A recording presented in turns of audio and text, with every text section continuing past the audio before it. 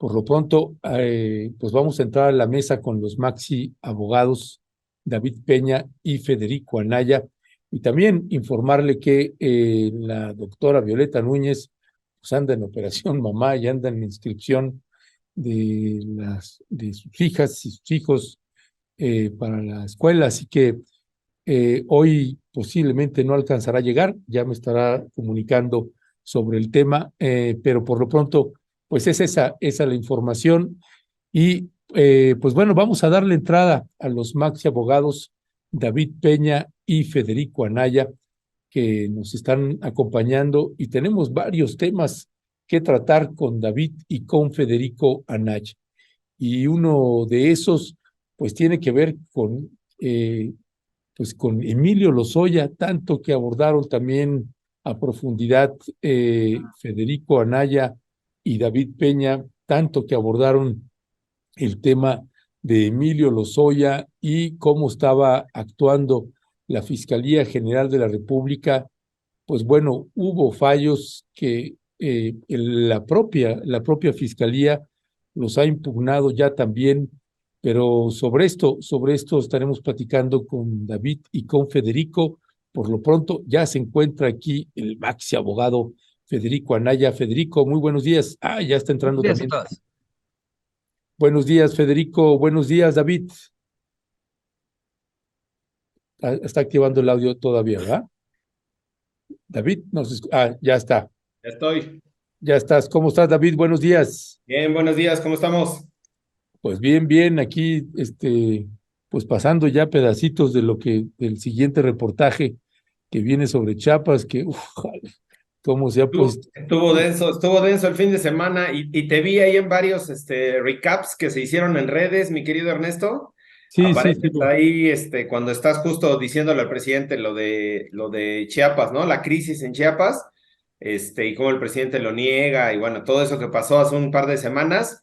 Te vi ahí en varias recapitulaciones que se hicieron en medios, justo en redes sociales, sobre todo colocando como el problema de Chiapas, que lo habías tú advertido literalmente, incluso lo de los convoys que dijiste en la mañanera. Y bueno, pues el fin de semana vimos ahí escenas, pues no sé cómo calificarlas, extrañas, lamentables, sorprendentes, no sé, no encuentro todavía el calificativo para poderlas etiquetar.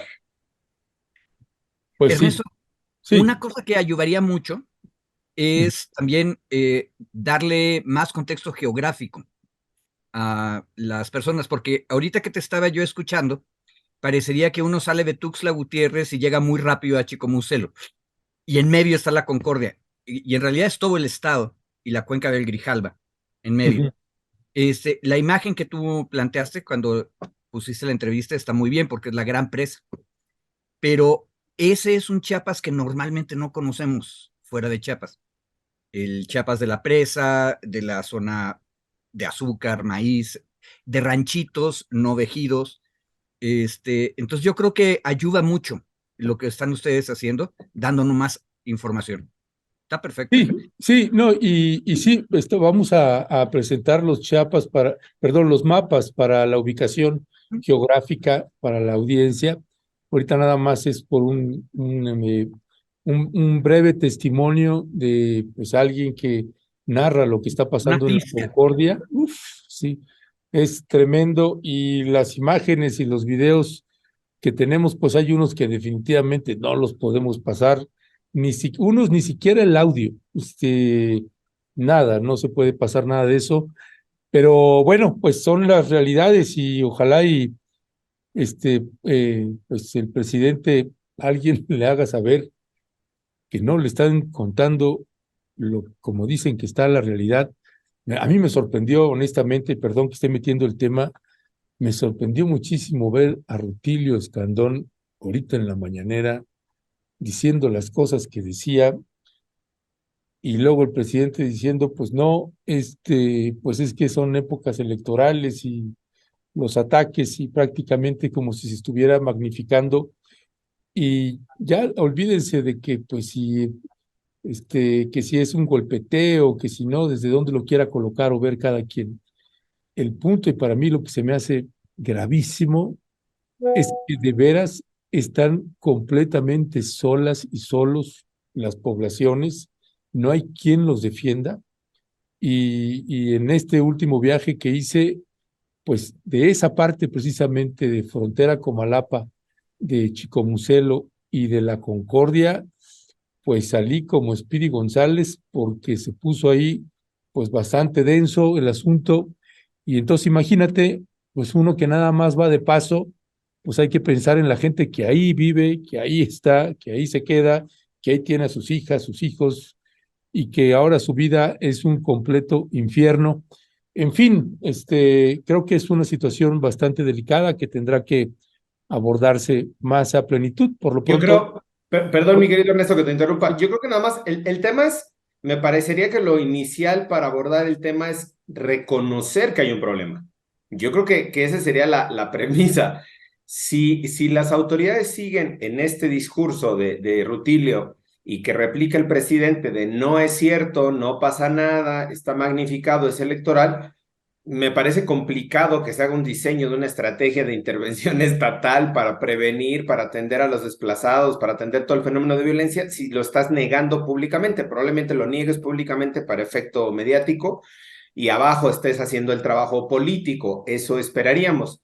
Pero con las escenas, estas escenas que decías del fin de semana, yo me refería solo a la de esta del desfile, ¿no? Donde el entra convoy, sí, sí. el convoy del cártel de Sinaloa y le hacen como desfile de primavera y la gente aplaudiendo. Obviamente, la gente entre atemorizada, obligada, abandonada, ¿no? Llega el cártel de Sinaloa y es quien representa, entre comillas, pues ahora la fuerza de seguridad, o sea, corre una suerte de policía, suple al Estado y entonces ahora quien te va a proteger soy yo. Y entonces, claro, estas escenas que veíamos de los convoys donde la gente está aplaudiendo en la entrada del cártel de Sinaloa porque llegaron a matar al cártel Jalisco Nueva Generación, que eran los que los estaban asolando o digamos, intimidando, y paralelamente a eso, los otros videos donde se ve ejecutando a gente de la población diciendo que eran de cártel Jalisco Nueva Generación, aparejado con estos festejos, o sea, me parece, yo por eso decían, ni siquiera, no encuentro un calificativo, un adjetivo, no es indignante, es lamentable, es desesperante ver cómo en estas zonas específicas, no en todo el país, no en todo el estado, en estas zonas específicas hay una ausencia completa del Estado, ausencia completa de gobierno, y quien ya está supliendo, y lo vimos en estos videos, es ahora el cártel de Sinaloa, pues supliendo las funciones de seguridad y de prevención, ¿no? Porque la gente se alegra de verlos o de que entran a la comunidad, pues porque han, según ellos dicen, limpiado del cártel Jalisco Nueva Generación la zona. Entonces, la mezcla de estas imágenes, tanto las ejecuciones, hubo un par de testimonios que se recabaron el fin de semana, que yo estuve leyendo igual de algunos periodistas, Ángeles Mariscal y algunas otras Sí, compañeras, ¿no? Que hicieron sí. muy buenos reportajes, documentos sobre donde entrevistaban a las personas y decían, nosotros estamos aquí obligados, amenazados, forzados, pero tenemos que movernos en función del cártel que gobierne.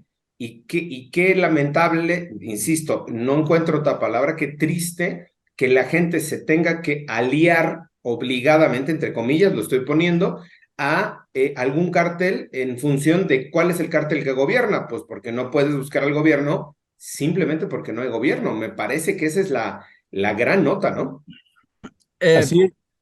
Sí, y otro detalle ahí que añadiría, no solamente esto que señalas que es fundamental, David, pues que reconozca la autoridad que tiene un problema muy grave ahí, sino que las poblaciones se quedan completamente atrapadas cuando una población decide crear un grupo de autodefensa, en este caso como el Machete, la zona Altos, pues el presidente o cualquier otro grupo de autodefensa, sea Michoacán o lo que sea, o en donde sea, el presidente dice, no, nosotros estamos a cargo de la seguridad y de la integridad de la gente. Y eso no está bien. Y también hay una posición muy dura por parte del gobierno frente a grupos de autodefensa. Entonces, los tienen asolados, los atacan, los asesinan o los desaparecen, y si deciden defenderse porque la autoridad no los defiende, pues la autoridad también los ataca. Y Y entonces viene el cártel, el otro cártel, y pues llegan a defenderlos del otro. Pues para dónde se va a hacer la población, ¿no? compañeros, en vista de que ya entramos al tema, yo Sí. quisiera aportar algo. Sí. La zona que nos reportó Ernesto es una zona, insisto, muy poco conocida y por eso va a ayudar mucho lo que Rompimiento nos va a ir diciendo. No es una zona donde haya habido organización popular equivalente al Ejército Zapatista. La zona del Grijalva, el Gran Valle del Grijalva, que es donde está en medio la Concordia, que aparte no es Chicomucelo Motocintla. Motocintla y Chicomucelo es la montaña hacia la frontera con Guatemala, digamos que es la punta de la región que acabo de decir. De esas montañas empieza a bajar el río, se va formando el gran río Grijalva, y a la mitad del río, en la cuenca, está la Concordia. Esa zona nunca tuvo una organización equivalente al ZLN. Tenía otras cosas, tenía sindicatos, porque era una zona cañera y había una empresa que producía alcohol industrial y azúcar en Pujiltic. Entonces tenía lo que se decía en los 70s, un proletariado. Pero junto a eso, que es muy moderno, tenía una sociedad controlada por caciques. O sea, lo que acaban de decir Ernesto y David es una cosa de hace tiempo, nada más que los cárteles, entre comillas, no eran de otros estados, ni de Nuevo Jalisco, ni de Sinaloa, sino de mero ahí. Mira, ahí Leonardo nos puso un mapa. Exactamente. Ahí, en el mapa que se está viendo, ese gran lago largo es en realidad la presa, la gran presa del Angostura. Se formó ese lago en el río. La Concordia está en ese lugar, exactamente a la mitad. Y esa es una zona, si la comparas tú con los Altos o con las cañadas de la selva lacandona, es una zona donde el modo de propiedad parece ser más pequeños ranchitos que parecen ser de propiedad privada. Algunos van a ser ejidos, pero se manejan como si fueran propiedad privada. Y si oímos la muy buena entrevista que nos pasó ahorita Ernesto, se oye al ranchero, porque él dice, nosotros teníamos varios ranchitos, o sea, es la familia que tiene varios ranchitos, su lugar de escape es Tuxtla Gutiérrez. El centro urbano de esta zona, caminando junto al río, la carretera siempre lleva a Tuxtla, hacia el noroeste. Pero esa zona no tenía organización popular como ZLN, estaba controlada por los orantes, un solo clan, un solo cártel local, una gran familia de caciques. Ahí, durante los años 90, hubo muchos rumores de que había EPR, o sea, otro grupo guerrillero muchísimo más foquista, más, entre comillas, radical, pero nunca terminó de haber una organización fuerte. Y ojo, el Estado mexicano está ausente de una manera muy distinta que en el resto del Estado. ¿Puedes ponerlo completo, por favor, el mapa? Está rebasado ahí, Leonardo, para que la gente ubique, no, es que falta la parte de abajo, Chicomucelo, Andy, Exacto. Zapata. Fíjate, en la parte derecha del mapa que se está viendo ahorita hay una raya triangular blanca que pasa por las palabras momentum. Esa es la frontera. Chicomucelo es esa zona de la frontera. Y si ustedes se fijan, es la montaña que va subiendo hacia Guatemala y es de ahí de donde viene el agua que va a formar el río Grijalva. Bueno, lo que dije del Grijalva y de la Concordia ya no aplica tanto a Chicomucelo. En Chicomucelo siempre hubo, en el área Motocintla, Chicomucelo, frontera Comalapa, organización popular a nivel de los municipios, pueblo creyente de los católicos, y había muchas comunidades presbiterianas años antes. Esa es una zona del pueblo MAM originalmente. Pero tampoco era una zona de EZLN, había simpatizantes zapatistas ahí, pero no era EZLN propiamente dicho. Ahora, todo eso tenemos que entenderlo, porque entonces significa que el Estado mexicano no estuvo presente, no ahorita, nunca ha estado presente, le dejó el control de la cuenca del Grijalva a clanes tradicionales priistas como los orantes. Y ojo, mucha de la clase política actual en Chiapas, de todos los partidos, proviene de arreglos como ese. Y obviamente hace años que dejaron de tener control territorial y hay un vacío tremendo. Pero el ejército tampoco ocupó esa zona, porque estaban preocupados y ocupados con los zapatistas en los altos y en las cañadas, o sea, subiendo la montaña al norte y luego bajando hacia el Petén. Entonces, los testimonios tenemos que irlos ubicando para entender mejor qué es lo que está ocurriendo. Esta zona, por ejemplo, yo siempre estaba en contra de lo que decía Ernesto de tenemos que meter a la Guardia Nacional porque eso va contrario a lo que siempre habíamos dicho para Chiapas, o sea, meter a los militares mexicanos. Pero cuando estábamos discutiendo eso, estábamos hablando de los altos. Esto, que es la zona del Grijalva, ya no estoy yo tan seguro. Desde hace años, décadas, que el Estado debería haber estado ahí y no ha estado.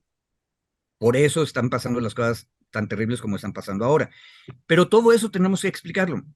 Si somos honestos, es otro Chiapas distinto al que normalmente estamos discutiendo.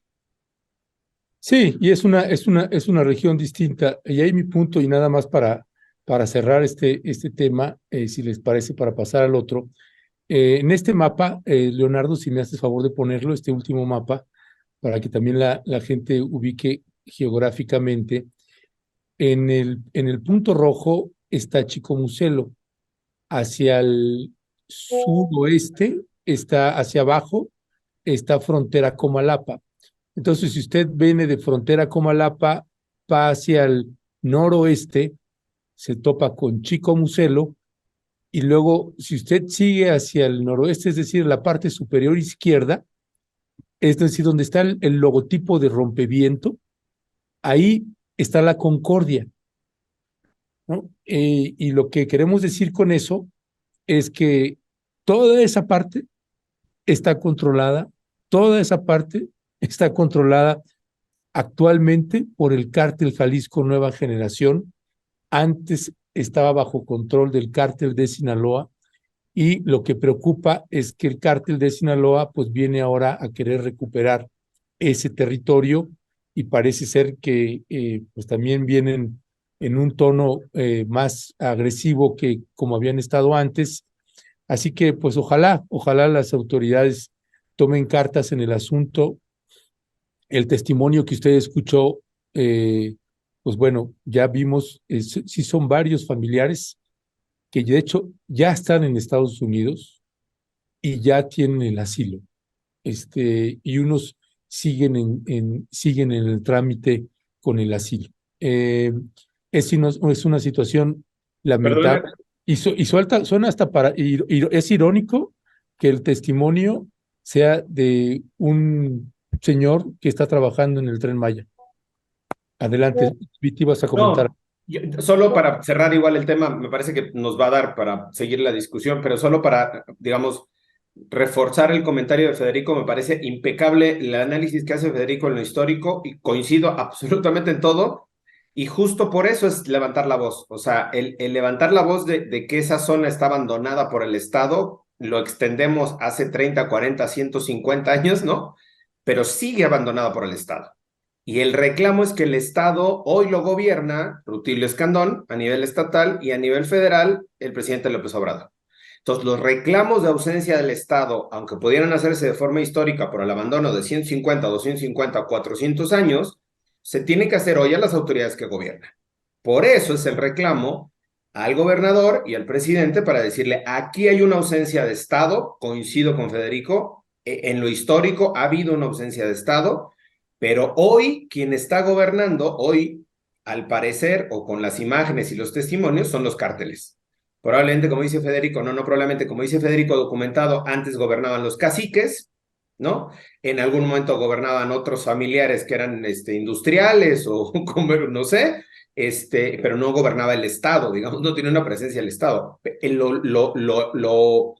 Digamos, lo extraordinario es que hoy quien está ejerciendo el gobierno en esos territorios, cuando menos con la presencia física y el control territorial, yo no digo la administración y las finanzas y los impuestos, pero el control territorial de seguridad y la presencia son los cárteles. Se pelea con uno con otro, gana uno, toma el control, llega el otro, lo desplaza, vuelve a tomar el control y es este escenario lamentable, insisto, no encuentro otro adjetivo, que estamos viendo ya desde hace, pues cuando menos un par de años que se viene identificando en Chiapas. Solo quería cerrar justo para decir, para reforzar el argumento de mi querido Federico, que resultaba para mí impecable este análisis histórico y justo ubicar el reclamo de la ausencia de Estado, así como se pudo hacer en algún momento al pasado, pues hoy se tiene que hacer a las autoridades que están hoy al frente, ¿no?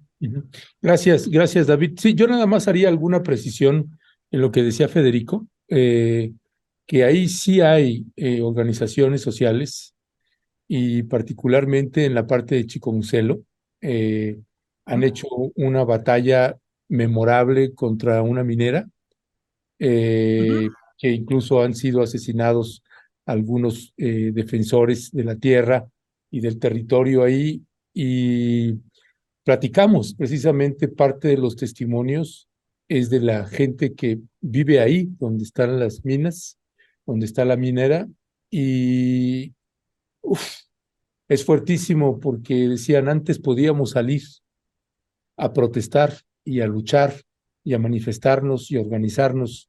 Ahora ya no podemos ni eso hacer. No podemos hacer nada. Es verdaderamente dramático los testimonios que usted va a escuchar de la gente que está ahí y que ahora, pues esta articulación y vinculación del cártel Jalisco Nueva Generación con la mina, con los mineros. Precisamente unas historias tremendas ahí que ya las pondremos a su disposición. Si les parece, vamos entrando en materia con este otro tema que tiene que ver con Emilio Lozoya, mi querido David y Federico, que vaya que si, ahora sí que como dice el clásico, pues bueno, de hecho me llamó la atención que algunos medios de comunicación, no fue solo uno el que vimos, sino varios, decían, titulaban, confirman exclusión de todas las pruebas financieras contra Lozoya.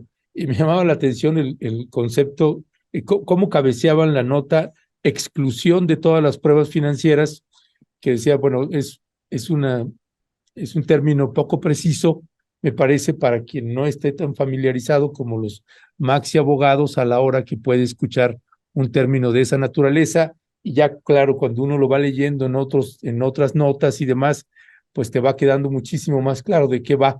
¿Qué decir, mi querido David Peña, de esta confirmación, donde pues incluso la Fiscalía General de la República pues presentó ya una queja frente a la decisión? Dice la Fiscalía, jueces de distrito y magistrados federales evidenciaron notoriamente su parcialidad e ilegalidad a favor de Emilio Lozoya en contra del Estado mexicano y Pemex al desechar pruebas obtenidas con base en 2 tratados internacionales de las que la propia Suprema Corte de Justicia de la Nación ha resuelto como legales. ¿Qué decía al respecto, David?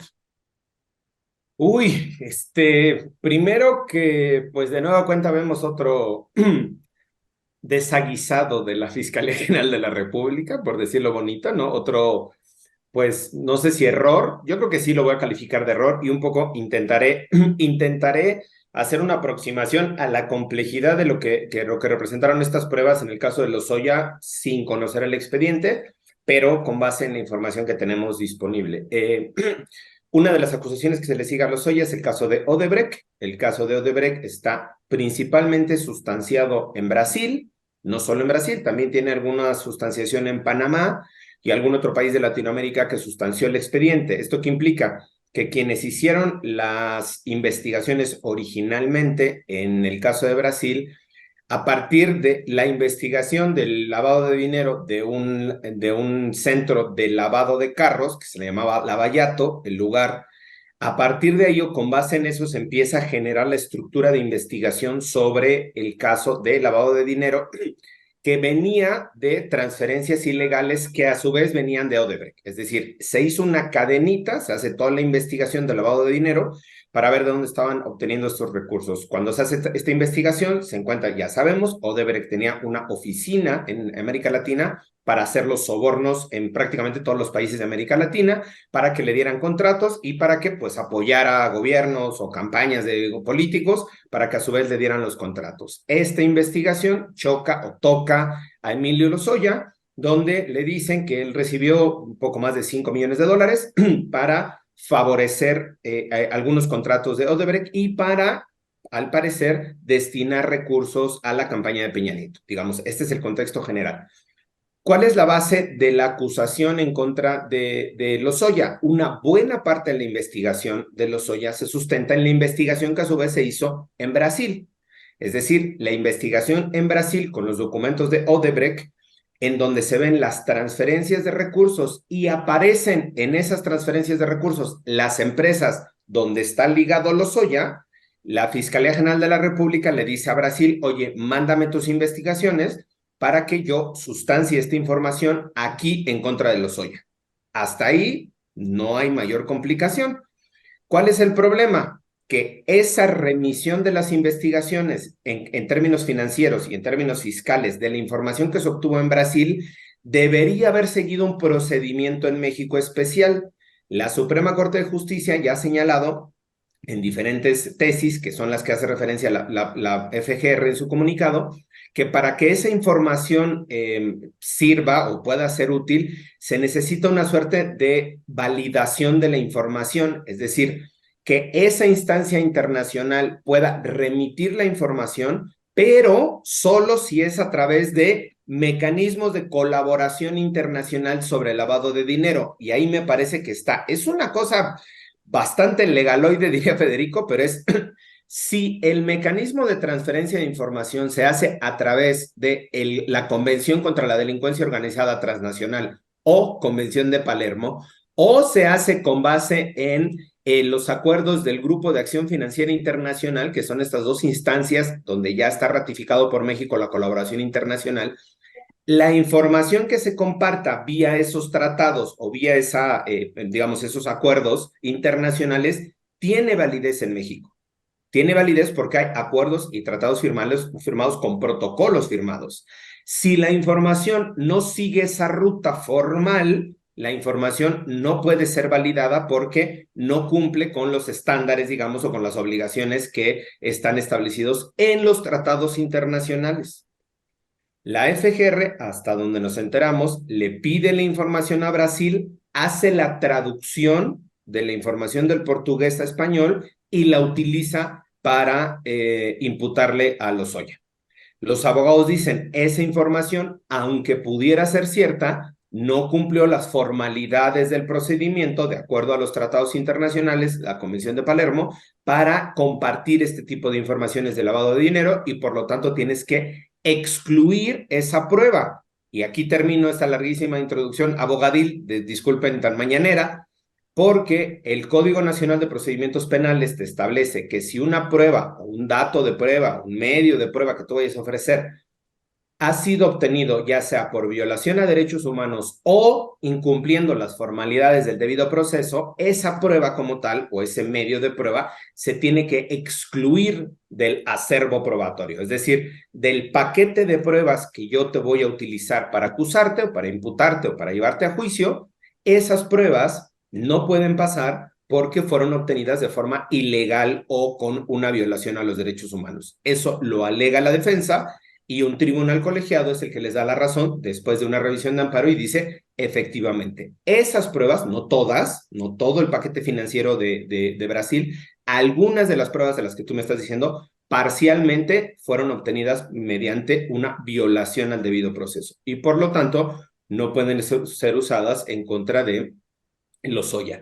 Hasta ahí va esta parte de la película, ya lo habíamos advertido en este bonito espacio también, sobre estas complicaciones y sobre la debilidad de la imputación que se tenía incluso contra Lozoya. Recordemos hace un par de semanas que vimos cómo se le cayó el otro asunto, el que tenía de agronitrogenados, ya se le cayó a la Fiscalía General de la República, lo impugnó de nueva cuenta al Poder Judicial, pero ya se le cayó y con esto no se exonera a Lozoya, no se le libera nada, simplemente sí es un fortísimo golpe a la Fiscalía General de la República, pues porque la base de su acusación, o buena parte de su acusación, que es esta información financiera obtenida en Brasil, incluso por declaraciones, y ahí me parece, y perdón que lo extienda, pero hay declaraciones de los directivos de Odebrecht en Brasil, donde dicen, yo le di dinero a Lozoya.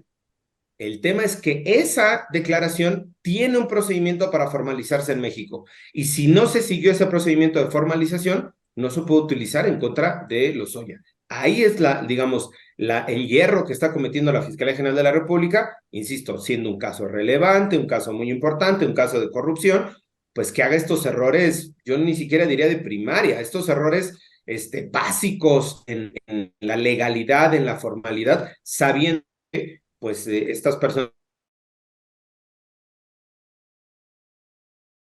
Ángelo. hasta ahí estoy. Listo. Gracias, gracias, David. Federico, pues sí, sobre todo también en esta parte mediática, pues también está esto, por eso yo agradezco esta explicación detallada de David y esta explicación que seguramente darás tú de manera muy pedagógica, porque está esta campaña, otra vez la corrupción del Poder Judicial de la Federación, la Suprema Corte de Justicia y otros, no, pues es que es la ineficacia de la Fiscalía. Eh, Hay de todo un poco. ¿Cómo lo estás leyendo tú? Me encanta cómo lo pusiste, porque casi parece receta para mole poblano. Sí, Hay de todo un poco. O sea, todo lo que dijiste está junto en el guisado del que estamos hablando. A ver, el Poder Judicial de la Federación nos ha demostrado una y otra vez que es corrupto, que no nos está dando respuestas jurídicas serias. Yo he dicho muchos casos. Pero por otro lado, también tienes un foro de abogados, o sea, una red de abogados litigantes, que cuando tienen dinero, que hay muchos y muy poderosos despachos, son capaces de hacer la defensa de Satanás y ganarla, porque son ultra formalistas. ¿Sí? Y lo que nos acaba de explicar David nos retrata cómo deberían ser las cosas, pero también cuál es la gran debilidad del nuevo sistema penal acusatorio. Está basado este sistema en proteger los derechos humanos del acusado. ¿Por qué? Porque durante 100 años las procuradurías acusaban políticamente y como dijo el señor gobernador que usted es culpable, entonces usted es culpable. Y todo el mundo se cuadraba el Ministerio Público, se cuadraba el juez, se cuadraban los testigos y la persona terminaba refundida en prisión. Entonces era una justicia solo política. Y entonces lo que hicimos fue cambiar el sistema y exigir todas las formalidades que nos explicó David para que alguien pueda ser acusado. Ahora, ¿cuál es el problema? Cuando tú tienes una buena defensa legal, todas estas nuevas protecciones te van a evitar llegar a la prisión, te van a reducir al máximo el tiempo en que estás en prisión preventiva, te van a cambiar la prisión preventiva. El único problema es que prácticamente nadie en ese país estadísticamente tiene buena defensa legal. O sea, David es un abogado maravilloso y especialísimo porque él y su banda han creado despachos y organizaciones que dan este servicio de altísima calidad a gente que normalmente nunca tiene acceso a eso. Nunca. En cambio, si te apellidas Lozoya, si te apellidas Ancira, tú siempre vas a tener despachos de abogados ultras que son capaces de hacer esto y lo que sea necesario. Ahora, el otro ingrediente del mole. La fiscalía es una pésima fiscalía. Lo hemos dicho en este espacio y yo reitero un elemento esencial, que el señor Hertz podría haber sido el profesor de mis abuelos en la Facultad de Derecho. O sea, es un hombre antiguo, ve el mundo como si fuera la época esa de los ministerios públicos de consigna con los jueces de consigna y por eso es que Hertz estalla y se enoja cuando le sale mal algo en un juzgado y dice, ahora voy a acusar al juez porque el juez nos ha traicionado, porque él, en su época antigua, antediluviana, estaba acostumbrado a que los jueces siempre le decían que sí y no está acostumbrado, jamás ha estado acostumbrado a hacer bien su trabajo jurídico. Ahora, ¿cuál es el problema? Él crea esta nueva Fiscalía General de la República a su imagen y semejanza. Ahora, está muy viejo, nadie le desea el mal a nadie, pero uno de los problemas de su nombramiento era precisamente que era su edad muy avanzada.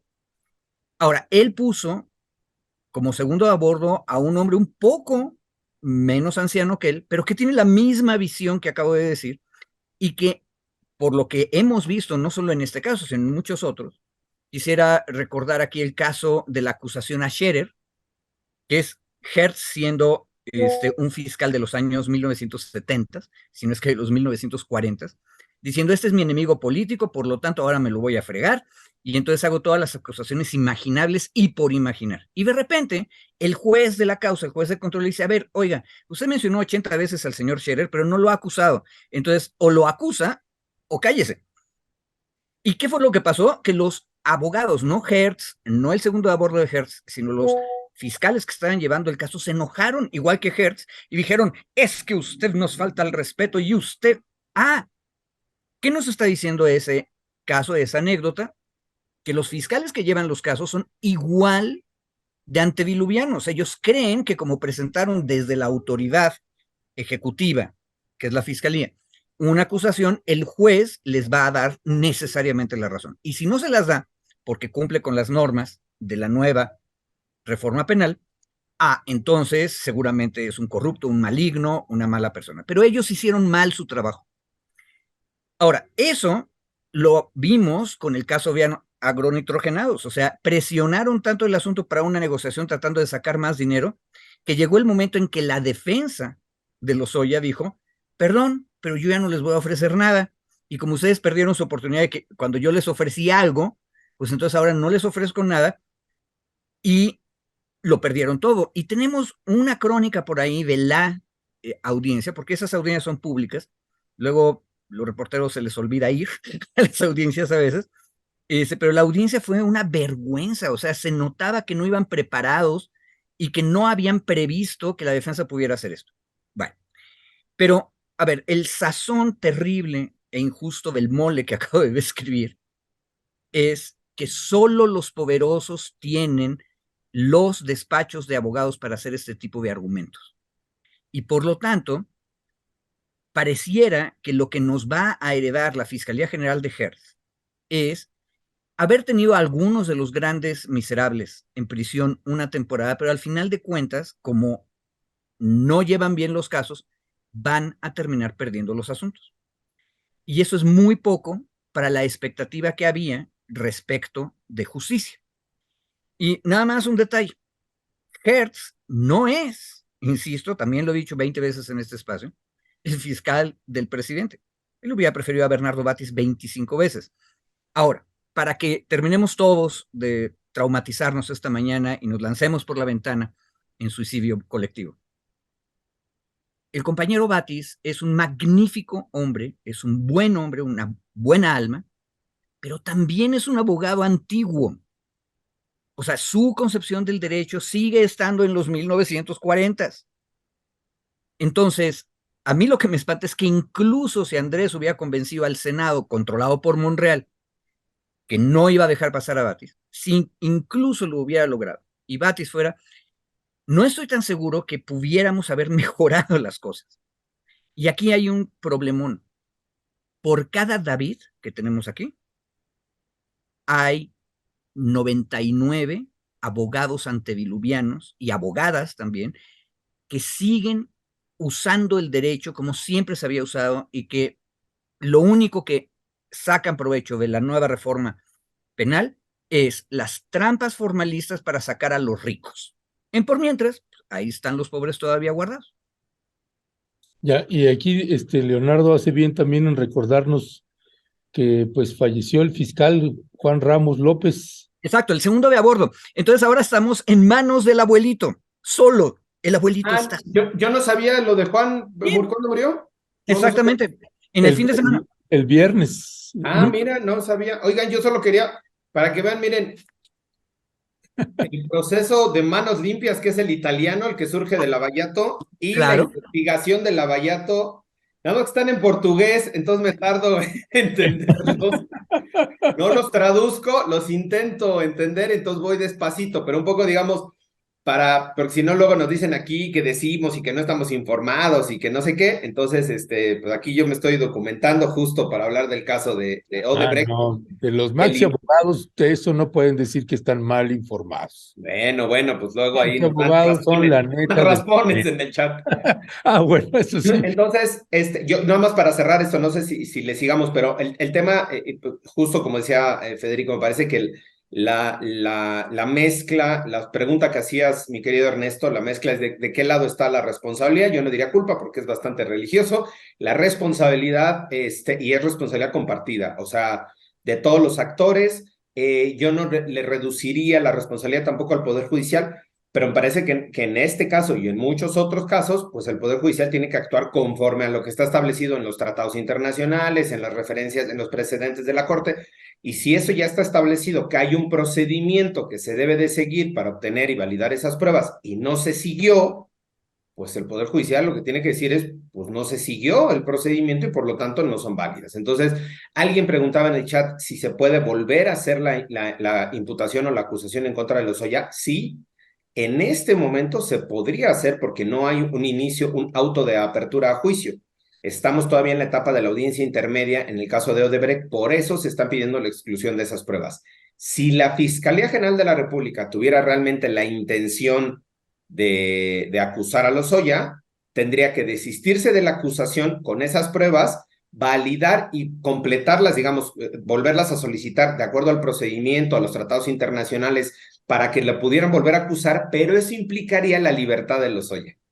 Entonces, el peso político, el costo político me parece que no lo va a asumir la Fiscalía General de la República, porque sabe que aunque esté mal su trabajo y en un año o dos salga Lozoya por todos los errores en el juicio, pues saldrá la Fiscalía a decir el Poder Judicial corrupto no pudo, no sé cuál, sin reconocer sus errores. ¿En este momento puede corregirlo? Sí, pero me parecería que el costo político para la Fiscalía General de la República sería muy alto, justo pues porque recordemos que además originalmente cuando trajeron a Lozoya, pues lo llevaron al hospital, le dieron un trato bastante agradable, le dieron una medida cautelar de que no podía salir de la Ciudad de México, pero pues estaba ahí paseándose en las lomas, ¿no? Por eso se le cambió, o sea, ha tenido un trato, digamos, no necesariamente un trato igual que el que les puede tocar a cualquier ciudadano de a pie. Entonces, pues tener ahora una reculación, digamos, que recule la fiscalía en la acusación, a mí me parecería que sería lo ideal, que recule, que corrija y que vuelva a hacer la imputación, la formulación de la imputación. Insisto, el costo político para la fiscalía creo que no lo va a asumir, lo va a seguir manteniendo así, a sabiendas de que pues se le ha caído una buena parte de la acusación y que muy probablemente, otra vez, pueda salir libre de Lozoya sin ningún pago, sin ninguna responsabilidad por el pésimo trabajo que está haciendo la Fiscalía General de la República. Híjole, es que eso sería también terrible. Y bueno, pues hablando todavía de que pues tenemos unos maxi abogados que pueden ver más allá del futuro, pues bueno, también salió el fiscal, también salió el fiscal de Morelos. No es que, miren, no queremos estar presumiendo tanto aquí a los adivinos, pero No, como chingando, presúmelo. En esta mesa lo dijimos, en esta mesa lo advertimos. Ahora sí en que este medio, ningún otro medio, Sí. ningún otro medio fue tan claro y tan puntual y tan asertivo como nosotros que dijimos, el fiscal va a salir, no se le van a sostener la prisión preventiva y el fiscal va a salir. Ningún otro medio se atrevió a decirlo con la claridad que lo dijimos aquí y el fiscal Carmona ya está en Cuernavaca disfrutando de los bonitos calores de aquella bonita ciudad. Entonces, aquí lo dijimos, mi querido Ernesto, perdón que te interrumpa, nada más para decir que sí fue aquí quien lo vaticinamos así a futuro. Así es, mi querido David. Pues la verdad es que sí, ¿para qué le decimos que no? Sí, sí. Y bueno, Federico en este chat interno que tenemos colocaba otra información que esa yo no la sabía y que tiene que ver con el fiscal anticorrupción.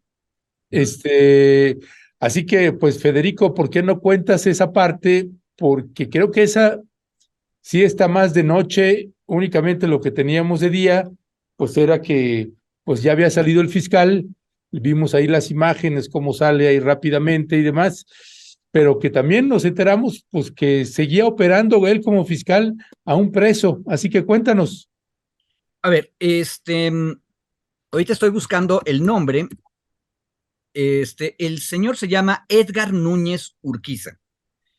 A ver, Edgar Núñez Urquiza era el vicefiscal en la Fiscalía Especializada en Combate a la Corrupción, ¿sí? Ahora, este hombre es parte de los arreglos políticos entre los legisladores del Congreso de Morelos. En otras palabras, originalmente está en el mismo paquete que Uriel Carmona. Pero una de las cosas que he estado confirmando al revisar la prensa de Morelos es que las amistades de hoy son las enemistades de mañana y luego las reconciliaciones de pasado mañana y luego, si las cosas se ponen feo, las balaceras de dentro de 2 días. Entonces, las cosas son muy inestables en Morelos. Entonces, el señor que les acabo de comentar, Edgar Núñez Urquiza, en algún momento, antes de que empezara todo el caso de Ariadna en la Ciudad de México, hubo un problema. La Fiscalía General del Estado de Morelos está investigando crimen organizado o algún tipo de delitos. Agarraron a un maloso, para decirlo así, y en lugar de investigarlo como se debe, agarraron y lo torturaron. Ahora, el maloso tuvo adecuada defensa, entonces alcanzó a documentar que lo habían torturado, presentó su denuncia y se tuvo que abrir una carpeta por tortura. Bueno, el maloso, aparte de todo, se apodaba el Diablo. Entonces, la cosa está como para una novela del siglo XIX, ¿verdad? El Diablo acusa directamente a Uriel Carmona de haber ordenado su tortura.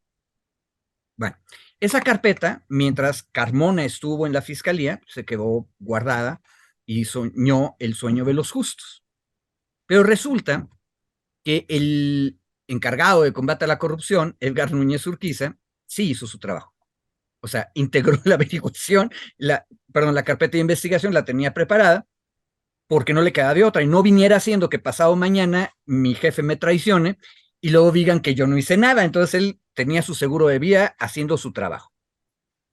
Bueno, llega el caso de Ariadna en la Ciudad de México, el fiscal es detenido por un delito del fuero común donde no tiene fuero y se lo llevan a la Ciudad de México y luego a el Valle de Toluca en el penal del Altiplano. Y entonces pasa todo lo que ya platicamos aquí. 3 veces lo acusan, 3 veces obtiene un amparo y finalmente lo terminan liberando. Pero la cuarta acusación, el cuarto capítulo, no fue la Ciudad de México, fue Morelos. O sea, la misma fiscalía de Morelos acusó al fiscal de Morelos de tortura con la carpeta que les estoy contando. Bueno, en el momento en que eso ocurrió, y aquí ustedes pueden pedirle al Mario Puzo de su colonia que por favor les escriba la novela como ustedes quieran, para un lado o para el otro. O sea, quién traicionó a quién es lo de menos. El asunto es que el fiscal anticorrupción activa la carpeta de investigación y la judicializa. Y esa es la cuarta orden de aprehensión contra el señor Carmona. Ahora, el señor Carmona está preso en el Altiplano y eso a mí me sorprendió, porque desde el penal del Altiplano, el señor tuvo suficiente poder para que el vicefiscal que les acabo de decir fuera despedido, para que su oficina fuera ocupada por alguien leal a Carmona y para que ese leal a Carmona se robara la carpeta de investigación. Todo eso en menos de 2 días, de tal manera que cuando llegan los fiscales ante el juez de control de Morelos, que va a conocer de la acusación de tortura, ustedes imagínenselos, es ridículo, a los fiscales diciendo, señor juez, venimos a desistirnos porque verá usted, el Ministerio Público que llevaba la carpeta de investigación no se presentó a trabajar. Y aparte, se nos perdió la carpeta. Ridículo, absolutamente ridículo. ¿Qué era lo que había pasado? Que habían despedido al que había sido desleal a Carmona y que habían hecho perdediza esa cosa. Pero esta trama del cuarto capítulo siguió.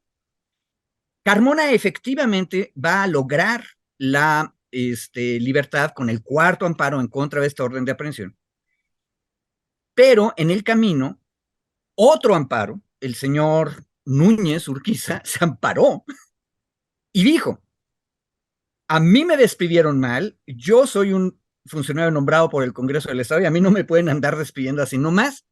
Y un juez de amparo le da la suspensión y regresa a Núñez Urquiza a su oficina. Y para asegurarse de que las cosas vengan bien, hasta donde tengo entendido, llega acompañado de policía del Estado y de una vez de la Marina. Y entonces cierran toda la Fiscalía Anticorrupción para ver qué pasó. Y ahí es donde descubren que efectivamente ya se les perdió para siempre jamás la carpeta contra Carmona. Y ahí aparece, para que se divierta nuestra audiencia, todavía más con esta novela de enredos, la gente de la Comisión de Derechos Humanos de Morelos, la estatal, que al parecer está defendiendo a Carmona todo el tiempo. Y entonces llegan indignados para ver por qué hay militares tomando estas oficinas, y ahí adentro hay pobres funcionarios que están secuestrados y privados de su libertad. Bueno, ridículo, pero al final de cuentas la historia es esta. Quitaron al fiscal especializado en corrupción que se atrevió a acusar a Carmona, mientras Carmona estaba en la prisión. Bueno, ese es el poder de Carmona. Y lo que yo no entiendo, ahora sí regresando a lo jurídico, es por qué la Ciudad de México no ha hecho el argumento con lo que les acabo de contar como si fuera novela de Mario Puzo. Se puede convertir en una pericial de ciencia política. Este hombre es peligroso por las conexiones sociales y políticas que tiene. Es capaz de destituir un fiscal especializado, de desaparecer una carpeta de investigación, de provocar la inestabilidad institucional que les acabo de contar. Y por esa razón, aun cuando normalmente no debería haber prisión preventiva para el caso de todo lo que se le ha imputado en el asunto de Ariadna, la Fiscalía de la Ciudad de México considera que es tan peligroso que tal vez sería bueno que sí tenga prisión justificada. Y yo creo que ese sí es un argumento razonable y aparte justificable, porque estamos viendo lo que están haciendo en Morelos. Ahora, mi opinión de chilango y bien capitalino y soberbio es que en Morelos no tienen remedio ninguno. O sea, esto es ridículo.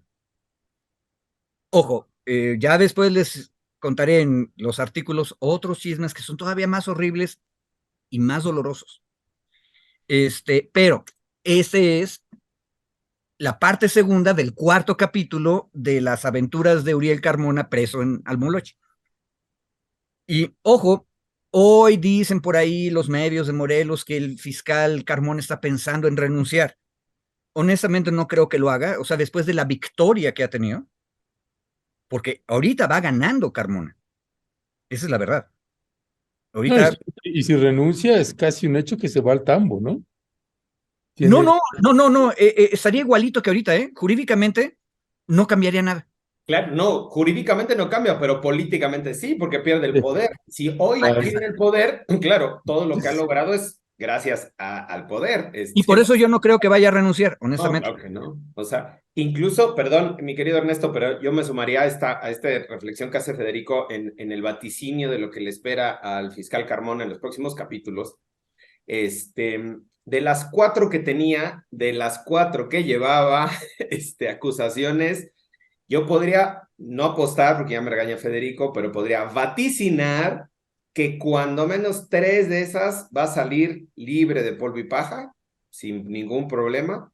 Quizá la única que pudiera sostenerse con alguna, digamos, jurídicamente con algún razonamiento es la primera que se le imputó por el tema del traslado de la carpeta, de no haber entregado la carpeta, de los dictámenes en la carpeta de Ariadna Fernanda. Yo creo que es el único, es una penalidad muy baja, no alcanza cárcel, no lo veremos en proceso, pero de las otras 3, 2 de la Fiscalía de la Ciudad de México, y esta otra de Morelos y o federal, va a salir, insisto, y apunten el programa, anoten la fecha, que aquí yo lo estoy vaticinando, va a salir el fiscal general sin ningún problema, insisto, porque no hay elementos que puedan sustentar la imputación de lo que se conoce porque era una acusación de carácter político y él se defendió, ahí sí, como decía Federico, con el poder que tiene de forma política. Él dijo, a ver, esto es jurídico, me muevo en lo jurídico, pero también es político y me muevo en lo político. Entonces se movió en el Congreso,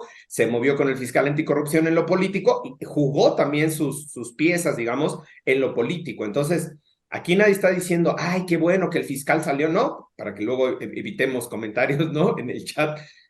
Lo que estamos haciendo es la radiografía de lo que pasó en estos episodios y lo lamentable que resulta, insisto, la utilización de las instituciones con una finalidad política, de las instituciones de procuración de justicia, de procuración de justicia en este país, la Ciudad de México, la Fiscalía General de la República, con una motivación política primordialmente, aunque pudiera tener una motivación también que se relacione con el ejercicio de la defensa de los derechos de las víctimas, pero que primordialmente era una motivación de carácter político. Entonces, creo que el fiscal no solo va a regresar, bajó de peso en estos días que estuvo, en la imagen que se presentó, va a regresar con, yo no sé si con más fuerza, pero va a regresar a ocupar su puesto y ocupar su ejercicio de poder, que además lo vimos en estas semanas o en estos 2 meses, mes y medio que estuvo detenido, pues sigue teniendo una fuerza bastante importante en Morelos, con varios actores, la Comisión de Derechos Humanos, el Congreso del Estado, las fiscalías, la Policía Estatal. Entonces creo que tiene una fuerza y vamos a ver ahora cuál va a ser la reacción también, que eso me preocupa, la reacción que pueda tener el fiscal de Morelos, pues frente a esta persecución, yo no diría frente a estas acusaciones jurídico-políticas que está teniendo de diferentes actores a nivel nacional. Ya, gracias, mi querido David. Pues bueno, hay otros casos, Juan Collado, también es otro que ya está en casita y bueno, no sé, a mí estos últimos días me ha quedado un sabor bastante amargo con respecto de cuestiones de pues violaciones a derechos humanos, injusticias de quienes deberían estar presos, pues están libres y quienes están presas, por ejemplo, como Kenia Hernández, pues que sigue presa en un penal de máxima seguridad y ahora que fue el 200 aniversario de los Niños Héroes, pues ver a Enrique Galván, a Guillermo Galván, ex secretario de la Defensa Nacional de Felipe Calderón Hinojosa, que tanto lo ha señalado el presidente de las órdenes y de cómo funcionó y operó el ejército durante el sexenio de Felipe Calderón, pues verlo ahí junto con Salvador Cienfuegos a propósito de todo el tema de Ayotzinapa, y luego ver que sale ahí también Emma Coronel en Estados Unidos y se va a una discoteca, y ver a Juan Collado libre y luego verlo de Lozoya, híjole, a mí se me quedó. Y que García Harfuch está en la Ciudad de México plazueleándose, queriendo ser jefe de gobierno, ¿no? Digo, Sí. se suma también este enrarecido clima. Sí, está bastante complicado, pero bueno, son algunos elementos que no, si bien no tienen que ver específicamente con los temas, nada más quería mencionarlos, mi querido David y Federico. ¿Con qué te despides, Federico? Una reflexión final breve, por favor. A ver, ya con lo que dijiste, se confirma la tendencia de que esta mañana hemos sido tremendamente pesimistas y todos tendríamos que cortarnos las venas. Sí. Pero no, el hecho de que todavía haya espacios en los cuales se pueda hacer esta crítica y donde podamos empezar a hacer preguntas, como por ejemplo, de lo último que dijiste, yo preguntaría, ¿sigue vigente el acuerdo presidencial de Luis Echeverría que dice que los generales secretarios que terminan su periodo como general secretario se vuelven automáticamente asesores del nuevo secretario de la Defensa? ¿Sigue vigente o no sigue vigente? Esa es una cosa importante. Nos enteramos que existía gracias al caso Cienfuegos, pero, digo, la razón de la ceremonia que dijo Ernesto es porque eran altos mandos. Pero lo jurídico es si todavía son asesores de la Defensa Nacional, todos los que están vivos. No, ¿y por qué los invitan? O sea, Un detalle. Hubo eventos donde el presidente decidió no invitar al presidente de la Cámara de Diputados y al presidente de la Cámara de Senadores. O sea, aquí sí podrían no haberlos invitado, ¿no? Podría, pero el problema, como nos lo dijo Daniela Pastrana, de pie de página, es que realmente no hemos ni siquiera empezado a discutir cuál es el papel del ejército en nuestra sociedad.